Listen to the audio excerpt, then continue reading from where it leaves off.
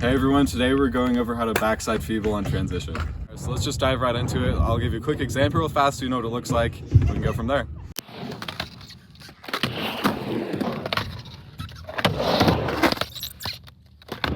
So one of the first tricks you should definitely have before learning backside feebles is a rock and roll.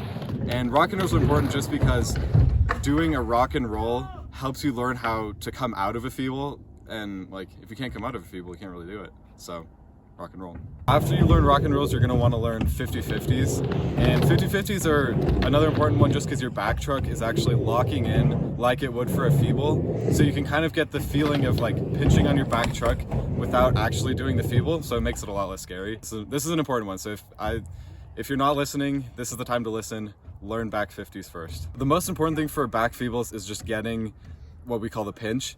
And it's basically when your wheel is pinching against your board and the rail, and that's just going to create this little like pocket where you can kind of just stand up in, and then you'll feel it. You'll like once you lock into it, you'll feel it, but it just kind of holds you in there, it locks you in. It just makes it that much easier. A lot of getting the back feeble is imagining it like a 50-50 almost.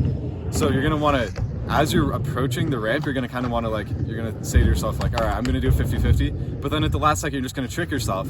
And a lot of times feebles can actually be easier than 50-50s because your front truck isn't locking in at all. So really just like lock in with your back truck like you would a 50-50, but then just kind of place your like front wheel just on top of the ramp, and it's really as easy as that. Now that you're in the feeble, it's just pretty much like coming out of a rock and roll, because all you do is you just turn your shoulders like you would to get out of it, but you do it while you're in feeble. And just don't overthink it.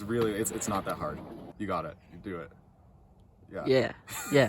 When you're learning feebles, I think one of the most important steps is to do feeble to 50-50, because it gets the motion of the feeble and it makes it like as comforting as a 50-50 is, if that makes any sense.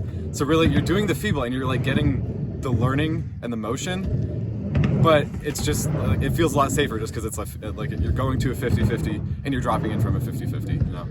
So really a back feeble is just as easy as like a 50-50. You just literally, all your front wheel is doing is it's just, instead of grinding, it's just on top of the ramp. So it makes it that much easier. I would just do it a lot. Repetition is definitely key with this one, as with any trick really, but just make sure you do it a lot, you know? All right, thank you guys so much for watching this. Go out there and learn back feebles. They're not that hard of a trick, so I believe in you. Do it. Bend down.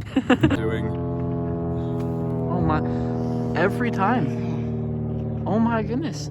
I bet airplanes are out to thwart us. I know.